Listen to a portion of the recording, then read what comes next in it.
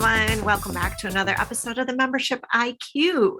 This is where you tune in for strategies on how to grow membership. And this is an extremely raw conversation. This is not scripted. It's very much just me getting in front of a camera and talking to you off the cuff about a topic that has to do with membership. Kind of unplanned. In fact, it is so authentic that you will see in the shot today, if you're watching this on video, a stack of stuff that is crowding into my space where I record. And I walked into my studio this morning thinking I'm going to record a podcast. And I found a stack of my daughter's stuff in my office that is crowding into my space where I record. Why? Because she just moved home from college and there's just stacks of stuff everywhere. And mom will put it away, or, my office, my studio is on the way to our storage space in our home. And sometimes it just gets full of stuff I don't want to be here. And I thought, I'm going to turn this into a membership lesson because we're dealing as associations with a lot of stuff right now that's unexpected. And sometimes it feels like it's crowding in and it's suffocating us, and it's change and it's disruption, and it is heavy emotional stuff. I have two daughters in college right now, one who attended college this year as a freshman, and she attended early.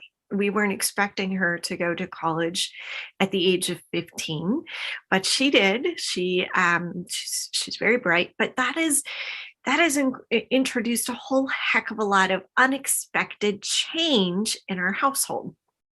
And add in all this happening in society, it's just a very disruptive era to be living through. Sometimes we can't predict change. Other times we very much can, but we resist change. What I've learned is that there are different approaches to change. And depending on the approach to change is really an indicator of how successful an organization will be during the change as well as following the change. So in my research, I've learned there's really three responses to change. One is that ostrich mentality. I believe I've shared this with you in a previous podcast, but it's that I'm just going to pretend like change isn't happening. And this is predicted to be about 80% of natural responses to change in organizations. That desire that please just let things go back to normal. I'm going to pretend this isn't happening. And then there is the explosive response to change, that let's change everything. We gotta make change happen. And it's kind of a chaotic, crazed, knee-jerk response to change. And a lot of change happens in a short period of time, and then people quickly get burned out and they're like, you know what, this is overrated. Let's just go back to doing things the way we've always done them.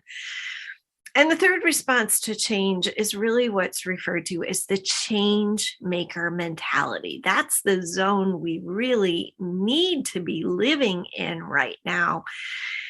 And the change maker mentality is very strategic about change, very mindful about their approach to change, and they embrace the idea of change. How do you get to a change maker mentality? Well, the organizations and leaders that do this really exceptionally well are those that are able to answer this question: why do we need to change? Not only that, why do we need to change, but why do we need to change right now? Why is it an imperative? They're able to answer that without hesitation, very eloquently.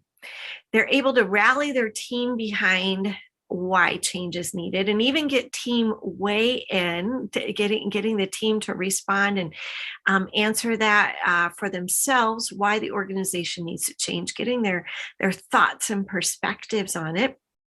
And then they are able to go to the masses, the members, sponsors, and others, and talk about, we are on a mission to change, and here is why.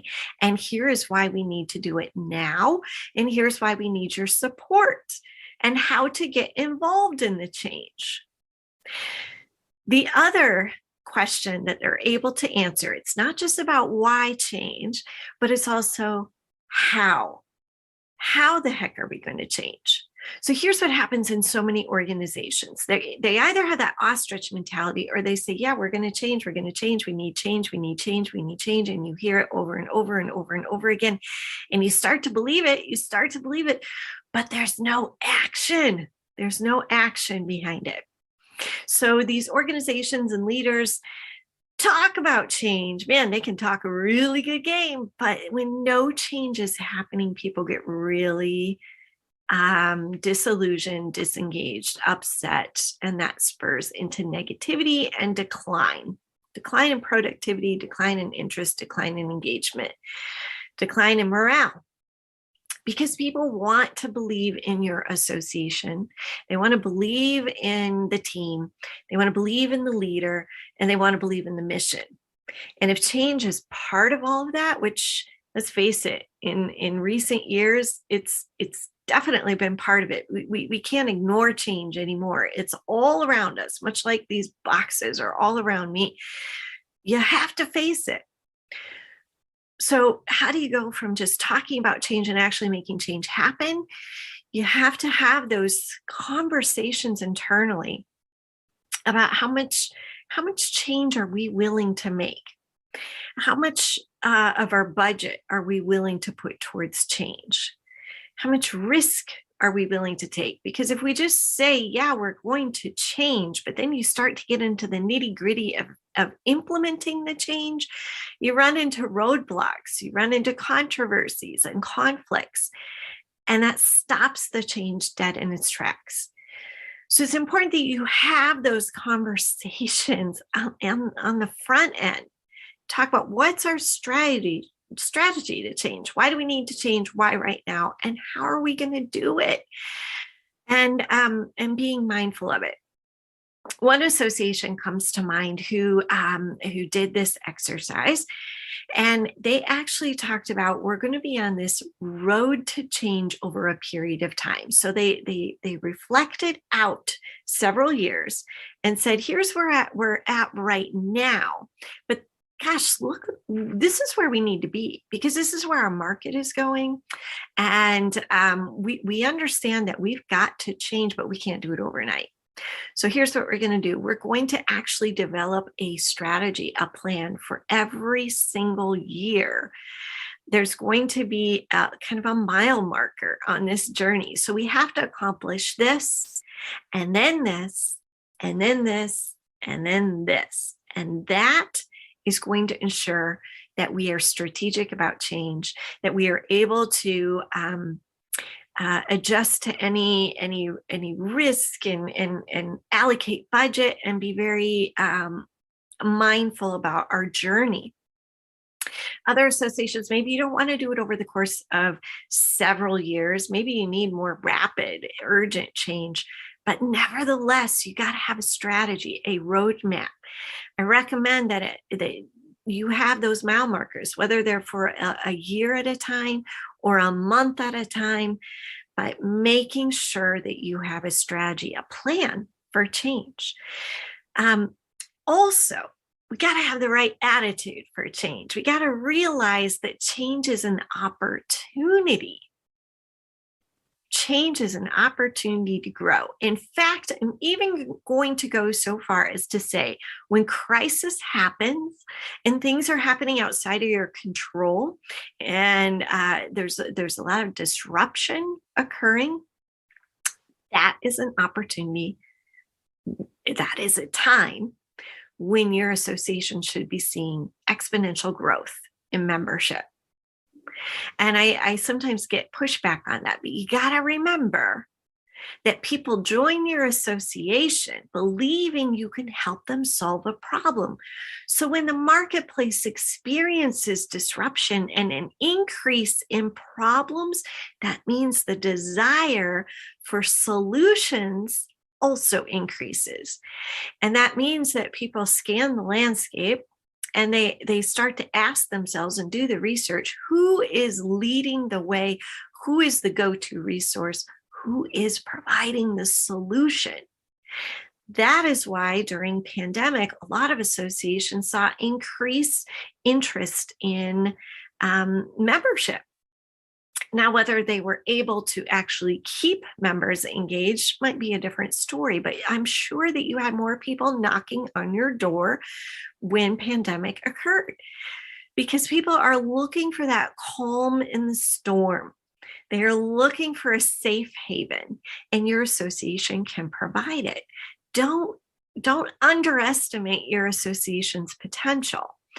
And realize that in that time of freak out and crisis and change, if you just step back and manage it, it is an opportunity for your organization to evolve and to grow and to be even more meaningful than ever to your membership community.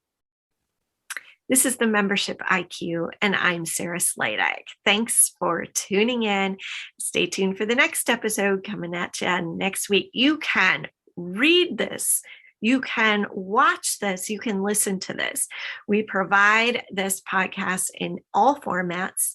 And if you want to learn more, go to sarahsladek.com. Thanks.